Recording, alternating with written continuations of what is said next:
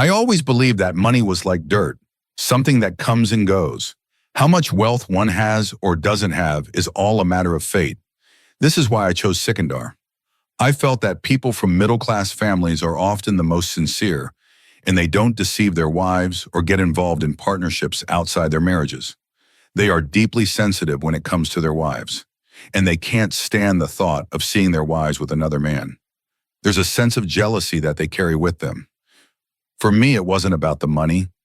I valued sincerity more than anything else, which is why I chose sincerity over wealth. My parents tried to dissuade me. They said, "Don't marry someone who can't even fulfill your basic needs. You'll regret this decision for the rest of your life." But I assured them, we have many relatives who are very wealthy.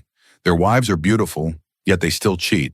These men have multiple women, one that's in the open and the others hidden away, with secret relationships that no one knows about.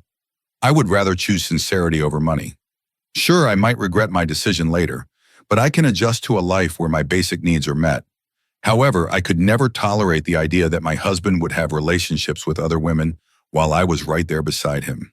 How could I live with a man who would cheat on me and lie behind my back? This is why I asked my parents to accept Sikandar's proposal. Yes, he was from a middle-class family, but sincerity runs deep in his veins. People from middle-class families don't deceive their wives.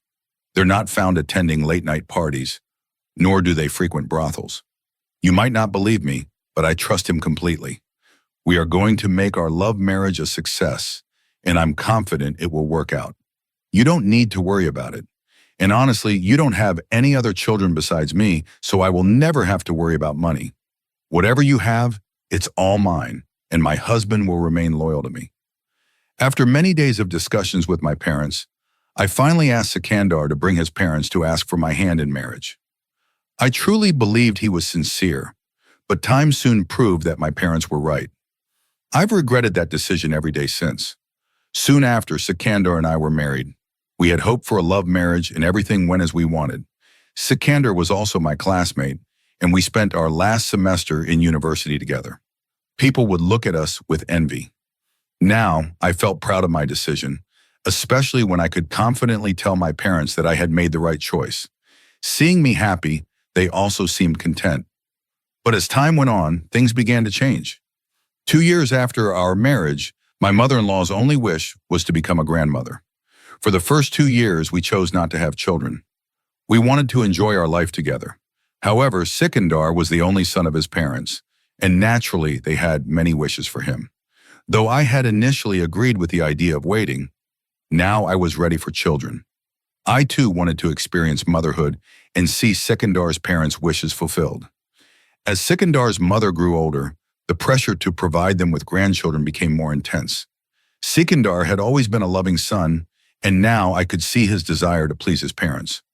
But what I didn't know was that this would lead to a series of challenges that I hadn't anticipated. The pressure to have children began to affect our relationship. Sikandar, though kind and loving, started showing signs of frustration. He had always been patient with me, but the growing expectation from his family to have children started putting a strain on him. He too wanted to make his parents happy, but he didn't want to rush me into something I wasn't ready for. At first, it was subtle. Sikandar would occasionally mention that his mother was waiting for us to have children. He would laugh it off, but I could sense the tension beneath his words. The first year of marriage was full of love and excitement, but as time passed, reality set in. The demands of family expectations weighed heavily on us both. Sikandar's mother had always been loving, but now her focus shifted entirely to grandchildren. No matter how much Sikandar tried to explain that we were still figuring things out, she couldn't understand. To her, a son was a success only when he had children of his own. It was a tradition she couldn't let go of. I found myself in a difficult position. I loved Sikandar, and I wanted to fulfill his family's wishes. But the pressure was suffocating. Every visit to their home felt like a reminder of my inability to meet their expectations. I could see it in their eyes. Sikandar's mother, especially, looked at me with a mix of hope and concern. She would often say, "I hope you understand, dear. It's not about rushing you, but we're growing older, and we want to see our grandchildren before it's too late." The expectation, though coming from a place of love, felt overwhelming.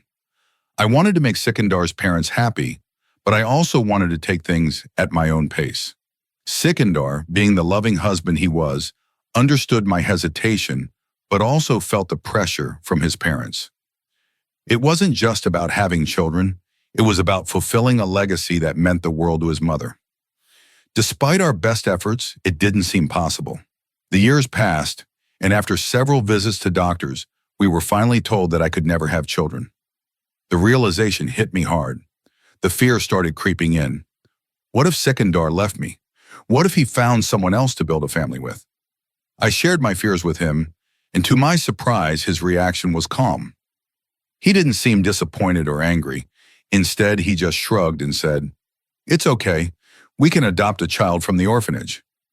At first, I found comfort in his words, but deep inside, doubts began to form. I couldn't shake the feeling that maybe, just maybe, he would leave me one day for another woman.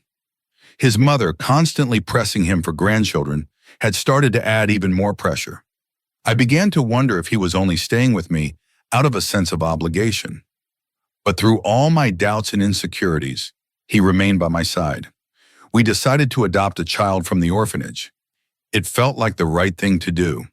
We gave this child a home and began raising him like he was our own. It was a new chapter in our lives, and for a while I felt that things were finally complete. Sikandar had always been patient with me. Through everything, he had never shown any signs of being unhappy. We had built our life together, and it seemed that we were on the right path.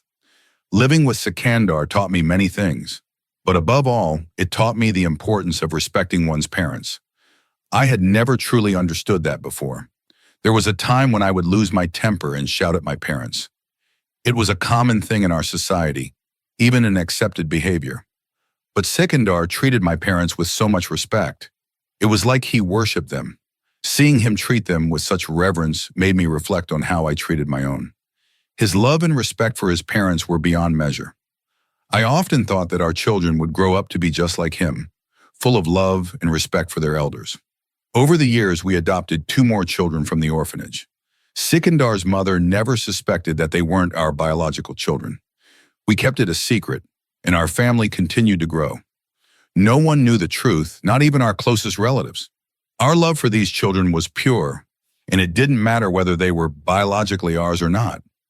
We were their parents, and they were our children. But as time passed, something started to shift. Our children were growing older, and they began noticing things. They started asking questions. They would ask me why their father came home late at night, or why he wasn't home during the day. They had even seen him with another woman in his car, and when they told me, I brushed it off. I convinced myself that it was just a misunderstanding. He must have been meeting someone for work, or perhaps it was a business-related matter. But deep inside, a seed of doubt began to grow. I had convinced myself that Sikandar was loyal, that he would never cheat on me. After all, we had been through so much together. 10 years of marriage, 3 children. Our life had seemed perfect. How could he betray me now? I tried to ignore the children's comments, dismissing them as things that any child would say. But deep inside, I couldn't shake the feeling that something was wrong. The doubts were starting to consume me. Could it be that Sikandar had been hiding something from me all these years? Could he have been cheating on me all this time? The thoughts spiraled in my mind, and I knew I had to get to the truth. One evening, I called Sikandar's office directly instead of his mobile phone. I wanted to surprise him, but when I asked to speak to him, the receptionist told me he wasn't there. I assumed he must have stepped out, so I didn't think much of it. But the next day when I asked him about it, he said he had been at the office all day. Something didn't add up. This wasn't the first time I had called his office only to be told he wasn't there. Yet the next day he would insist he had been working. I started to feel uneasy. It seemed like he was hiding something from me. The tension between us grew. Every time I would call his office in the evening, I would be told that he wasn't there. Yet when I spoke to him the next morning, he would tell me he was in the office. Our conversations became tense, and we began arguing more frequently.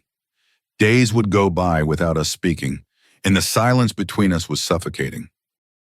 I kept my suspicions to myself, pretending everything was fine, but inside I was falling apart.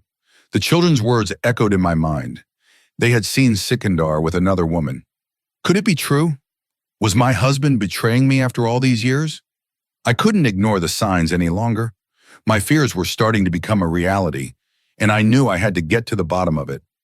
I decided to do something I had never done before. I would investigate on my own. I would find out what was really going on. I couldn't keep pretending that everything was okay. I had to know the truth, even if it hurt. The moment I noticed a lipstick stain on my husband's shirt, the suspicion inside me grew like a seed turning into a tree. I stared at the mark, knowing full well that I never wore red lipstick. In fact, I had never worn that color even on our wedding day. So whose lipstick was this? Whose mark was on his shirt? My mind started racing. It was the first time I questioned his loyalty. Could he be one of those men who, like so many in our society, frequented prostitutes? This was a common thing, especially in our social circles. As disturbing as it was the truth. I felt a pang of fear and guilt. I loved him, and yet doubts crept in. I needed answers. I called his office and asked, "Where is he?" The receptionist replied, "He's out with a friend right now." I asked her who the friend was, and her response shocked me. "He's with a new girl. They're always together." "I think you should keep an eye on your husband. There's been a lot of talk about him in the office lately." I was taken aback, my heart sinking. Was this really happening? Could Sikandar, the man I had trusted with my life, be betraying me? How could he, after all the love we had shared, after everything we had built together? The thought of him with someone else, especially someone so much younger than me, was unbearable. At that moment, I remembered my parents' warnings. They had always said that a man's true character is revealed when he's not under pressure, when he thinks no one is watching. And maybe, just maybe, I had been too caught up in the joy of motherhood, the love of our children, to notice the signs. The next day, I decided to visit his office. When I arrived, I could see the immediate change in his face. It was as if the color drained from him. He hadn't expected me to show up without any prior notice. Even worse, when I walked into his office, I saw a young woman sitting in his cabin. I immediately looked at her with suspicion. As soon as I made eye contact, she hurriedly got up and left. Sikandar seemed flustered. I asked him, "Who was that?" He quickly replied, "She's my secretary." I didn't press him for more details, but I could sense something wasn't right. The unease in his voice, the way he avoided my gaze. It was enough to make my doubts even stronger. That's when I decided to start investigating. I couldn't stand the thought of being deceived anymore. I hired a private investigator to follow him, and whenever he went anywhere, I would get a detailed report about his movements. I had never been this suspicious of him before. 10 years of marriage, and now I was questioning everything? I hated myself for doubting him, but I couldn't ignore the signs. One day I traced his phone number and found out he was at a hotel nearby with a woman. My heart raced as I made my way to the location. I checked into a room next to his and waited. Time seemed to drag on, and finally I decided to go and confront him. I knocked on the door, and when he opened it, he was wearing pajamas. His face froze in shock when he saw me standing there. It was like he had been caught off guard, and the realization that I knew everything hit him all at once. I walked into the room, and to my horror, I found a woman inside, dressed in revealing clothes. She quickly tried to cover herself with a blanket, but I was too furious to care. I grabbed her by the hair and pulled her up, demanding answers. She looked at me with wide eyes, shocked by my sudden appearance. For a moment, the room was silent, and then I heard my husband's voice. He stepped in between us, trying to break us apart. "Enough!" he shouted. "Stop fighting, both of you! What is this? Sabina, what are you doing here?" He was still in denial, even though the evidence was right in front of him. His face was filled with shame, but there was no apology, no remorse. I couldn't contain my anger anymore. "You think I wouldn't find out? You've been sneaking around and you thought I wouldn't notice? You're out here making a fool of me while I'm at home raising our children. You're a disgrace." The woman, still in shock, quickly dressed and ran out of the room. Sikandar didn't even try to stop her. I was still seething, my heart shattered by what I had discovered. Instead of apologizing, Sikandar glared at me, his eyes full of anger. He grabbed my arm and dragged me out of the room, pushing me into the car. He drove us home at top speed, but I couldn't bring myself to speak. What was there to say? My world had just crumbled around me, and the man I had trusted with everything was nothing more than a stranger now. The truth was right in front of me, but I didn't know how to handle it. We sat in silence as he drove. I couldn't understand how things had gone so wrong. We had built a life together, and yet here I was, sitting next to the man who had betrayed me. The question swirled in my mind. Why? Why had he done this to us? To our children? After our argument, the tension in the house was palpable. Our children, who had witnessed our fight, were frightened. I quickly turned to Ayan and asked him to take them to their room. "We'll handle our issues ourselves," I told him. "The kids shouldn't be affected by this." Sikandar, although visibly uncomfortable, agreed without saying a word. He understood that for the sake of the children, we needed to resolve our differences away from their innocent eyes. As soon as the children left, the fight intensified. Sikandar blamed me for everything, and I in turn blamed him. We were both so angry that we started throwing harsh words at each other, words that once would have been unthinkable in our relationship. Sikandar accused me of no longer caring about him. "You don't take care of yourself anymore, Sabina. You've become so absorbed in the children that you've stopped taking care of your husband." His words hit me like a slap in the face. "You're so concerned about the kids now, but you've completely forgotten about me. I feel like I'm invisible to you." The word invisible echoed in my mind, and for the first time, I felt truly unseen by the man I had spent years building a life with. I hadn't realized that my focus on our family, on raising our children, had caused this rift between us. It hurt to hear him say that, but I couldn't deny that it had been true. The truth was, I had neglected our relationship, thinking that love alone would hold us together. But now I saw that it wasn't enough.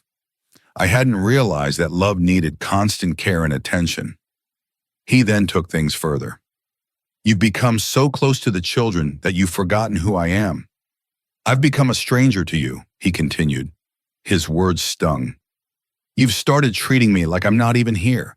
You've turned into a stranger, and I'm the one who's been ignored." That's when I retaliated. "And you? You think I don't know what's been going on? You've been seeing other women? How many times have I caught you sneaking around? Don't talk to me about love when you've been out with other women at night, while I'm sitting here waiting for you. You've been ignoring me too." The rift between us grew deeper. We started living in separate rooms, thinking that perhaps the distance would make him realize his mistake and come back to me. But he didn't. He continued his late-night absences, and I was left to nurse my wounds in silence. We had become like strangers living under the same roof, pretending that everything was okay. Months went by, and the distance between us only grew.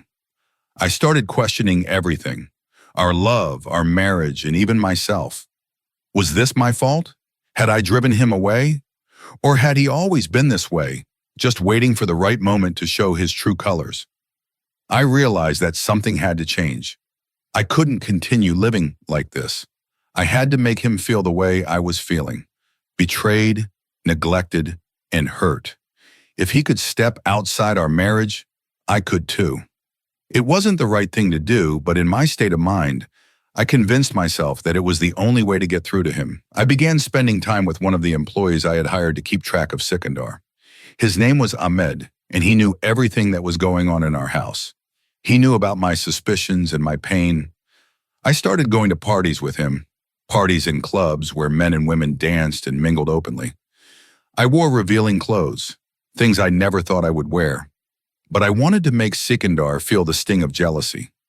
I wanted him to feel the way I did when I saw him with other women. When Sikandar found out about these parties, he was furious. He tried to control me, telling me to stop, but by then, it was too late. "You can't do this," he yelled at me. "This isn't you. You can't behave like this." His anger was obvious, but deep inside, I felt a strange sense of satisfaction. Finally, he was feeling the same jealousy, the same anger that I had felt all these months. I wasn't just trying to hurt him, though. I wanted him to realize what he had done to me. But then something happened that I hadn't expected. Ahmed, my employee, took advantage of the situation. He knew I was using him to get back at Sikandar, but he crossed a line. He drugged me. The next thing I knew, I had crossed a line myself. I was with him in a way that went against everything I believed in. I had never imagined I would betray Sikandar in this way. I had never wanted to lose myself, but I had. I felt so lost, so ashamed of myself. I had become everything I feared, everything I had accused Sikandar of. I hated myself for what had happened, but a part of me also felt relief. Sikandar had been unfaithful to me for so long, and now I had done the same to him. But deep down, I knew this wasn't the way to solve our problems. I had allowed my hurt and anger to cloud my judgment, and now I had crossed a line I couldn't undo. Sikandar, once he found out about this, was furious. The guilt was unbearable. His anger was the only thing I could focus on. He stormed out of the house, but I stayed behind, unsure of what to do next. My mind was in chaos. I had never expected to reach this point in our marriage, but here I was, sitting with the broken pieces of my decisions. I had started to sink deeper into a web of my own making. At first, I thought playing the jealousy card would make Sikandar realize what he was doing to me, but I ended up getting trapped even further. The very same man I had trusted, the employee I hired to monitor Sikandar's every move, became my tormentor. He began blackmailing me with the videos I had recorded with him, taking advantage of my vulnerability. He knew that I was using him to make Sikandar jealous, but I never imagined it would turn into something so dangerous. He was like a bottomless pit. No matter how much I tried to fill it with money, it never seemed to satisfy him. Eventually, I had no choice but to file a complaint with the police. And just like that, he was arrested, sentenced to a long prison term. Looking back, I realized it was my own fault. I had given him the opportunity to get close to me in the first place. But the deeper issue lay in Sikandar's betrayal. He had not only ruined our relationship, but he had also tarnished my reputation. He had made me an object of scorn in society. However, in our society, this behavior wasn't as shocking as it should have been. Infidelity, even within marriage, was something people turned a blind eye to. I had grown to loathe this fact, but I found myself trapped in the same cycle. The very thing I despised became the thing I was a part of. But it wasn't just about revenge or anger anymore. It was about feeling something, anything, to fill the hollow space in my heart. The truth was, I was incredibly sensitive when it came to Sikandar. I knew that if I gave in to the temptation of another man's attention, it would only lead to a cycle of pain. I had seen how men in our society could justify their actions, thinking that as long as they didn't get caught, they were entitled to indulge in whatever they wanted. But I couldn't ignore the truth anymore. I had tried to suppress it, but the nagging doubts would always resurface. If I didn't do something soon, I risked losing everything. I made a decision. I had to confront Sikandar. I couldn't keep living in this state of confusion, pretending that everything was fine when it was clearly falling apart. I decided to surprise him on our wedding anniversary. I thought, maybe today would be different. Maybe today he would remember what we once had. Every year, we would spend the entire day together, celebrating the love we had for one another. But this year, everything had changed. I carefully got ready, dressed up for him, hoping to rekindle the connection that we had lost. I arrived at his office thinking I would surprise him with my love. But when I got there, the receptionist told me Sikandar wasn't in the office that day. He had gone to the farmhouse. I was taken aback, but I convinced myself that perhaps he had planned something special for us. A surprise for our anniversary. Maybe he was trying to make up for everything. So I decided to head to the farmhouse, convinced that this was where he had planned something meaningful. I thought to myself, despite everything, he couldn't forget that today was our wedding anniversary. But as I drove to the farmhouse, my heart began to pound. Was I doing the right thing? Was I ready to face whatever was waiting for me there? When I arrived at the farmhouse, I thought I would find Sikandar waiting for me with open arms. I thought he might be hoping for reconciliation too. But when I walked in, I saw a scene that shattered my world. Sikandar was with another woman. They were laughing, too comfortable with each other. She was younger than me, dressed in a way that made my blood boil. In that moment, everything inside me broke. The anger, the humiliation, the betrayal, all of it hit me at once. I didn't know what to say, what to feel. My eyes filled with tears, but I refused to let him see them. I had been deceived, hurt, and humiliated, but I wasn't going to let it show. I walked up to him, my voice trembling but firm, and asked, "Is this how you want to spend our anniversary? With another woman?" Sikandar's face went pale. He stammered, trying to explain himself, but I could see the guilt in his eyes. He couldn't deny it anymore. He had been caught. I wasn't just angry. I was heartbroken. This man, the one I had trusted, had betrayed me in the worst way possible. But instead of throwing myself at him in desperation, I walked away. I knew that if I didn't regain control of the situation, I would lose myself in the process. As I left the farmhouse, I realized I had two choices. I could leave him, walk away from the marriage that had become a source of constant pain, or I could stay and try to fix it. But staying wasn't going to be easy. Trust had been broken, and healing wouldn't come overnight. The most painful part was that Sikandar had lost respect for me. I knew I couldn't change the past, but I needed to figure out what I wanted for the future. I couldn't bear the thought of divorce. It terrified me. I loved him despite everything. But did he still love me?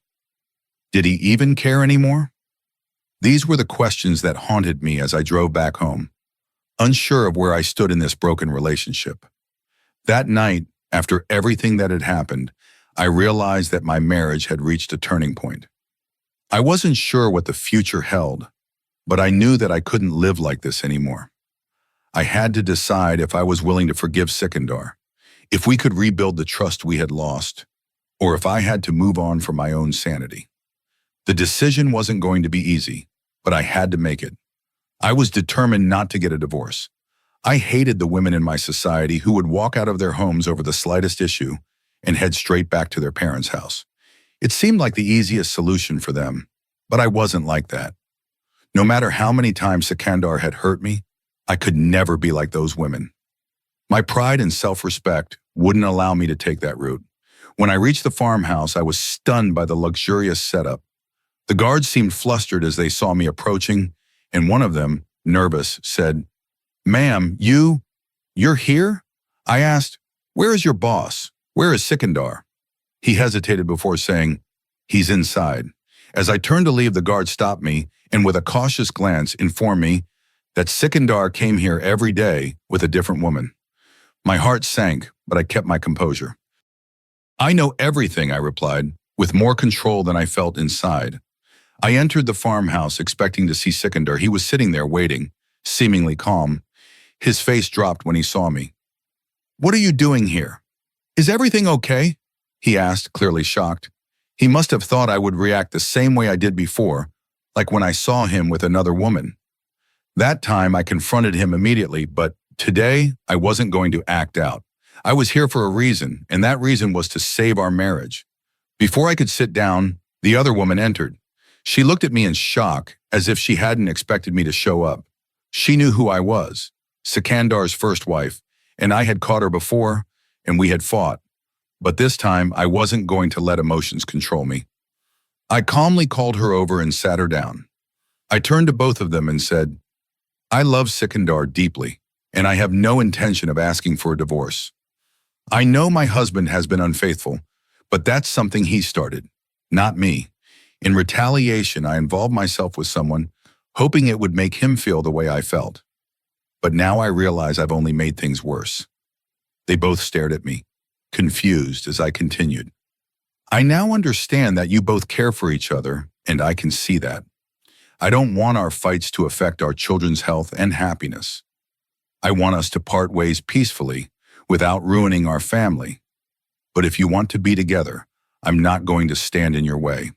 The other woman looked at me and, after a long silence, said, "I will marry him, but only if you agree to divorce him. I can't share my life with another woman." The words hit me hard, but instead of reacting angrily, I turned to Sikandar. He was sitting there, looking at me, clearly ashamed. His gaze was filled with regret, and for the first time in a long time, I saw a flicker of the man I had fallen in love with. I looked at him and asked, "Is this what you want? Do you want to be with her?" The silence stretched between us. His face was pale, and I could see the internal struggle. He had always been my husband, the one who promised me that we would stay together no matter what. But had I lost him completely? Was he really ready to leave everything behind, including the family we had built together, for another woman? The tension between us escalated. The woman got up to leave, but before she could exit, Sikandar, in a sudden burst of anger, pushed her aside and slapped her. "You're nothing but a mistress," he spat, his voice cold. "How dare you think you can come between us? Sabina is my wife, and you're just someone I've been seeing for the past few weeks." His words stunned both of us, but in that moment, I saw the man I had loved return, at least a part of him. He was angry, but his anger wasn't directed at me. It was a raw, intense emotion that shocked even him. The other woman, shocked and humiliated, turned to me one last time and said, "Don't ever contact me again," and walked out, leaving us alone. Sikandar, still shaking with rage, turned to me. He was apologizing, pleading, asking for forgiveness. "I'm sorry," he said, his voice breaking. "I've made mistakes and I've hurt you, but I never stopped loving you. I don't want to lose you." I didn't know what to say. His apology, though long overdue, hit me hard. This wasn't just about our marriage anymore. It was about two people who had lost themselves, who had forgotten why they fell in love in the first place. We had both made mistakes, but I wasn't ready to give up yet. I looked at him and with a heavy heart said, "Let's not end this. Let's try again. Let's rebuild what we had." For the first time in months, we talked openly about everything. The pain, the betrayal, the miscommunication. We both agreed that we needed to make drastic changes. This wasn't just about forgiving each other. It was about rediscovering the love that had once brought us together. Months passed, and our relationship slowly began to heal. Sikandar, though embarrassed by his past mistakes, made an effort to show me how much he valued our family. We focused on our children and created an environment where love, respect, and trust could grow again. I had made the decision not to divorce, and in doing so, I chose to rebuild our lives together. Then, something miraculous happened. The doctors who had once told me that I could never have children were proven wrong. After all this heartache, after everything we had been through, we were blessed with our own child. It was as if life had given us a second chance, a reward for the struggle we had endured. We now had 4 beautiful children, and we loved them all equally. There was no distinction between our biological children and those we had adopted. Sikandar and I had learned the value of patience, understanding, and most importantly, forgiveness. Our love for each other grew stronger, and we became a family that supported one another, no matter what. Looking back, I realized that as women, we hold the power to create or destroy. We can choose to build our homes with love, or we can let them crumble. But in the end, it's our strength, resilience, and willingness to forgive that truly shape our futures. I had fought for my family, and in the end, I had won not just my husband's heart back, but the life we both deserved.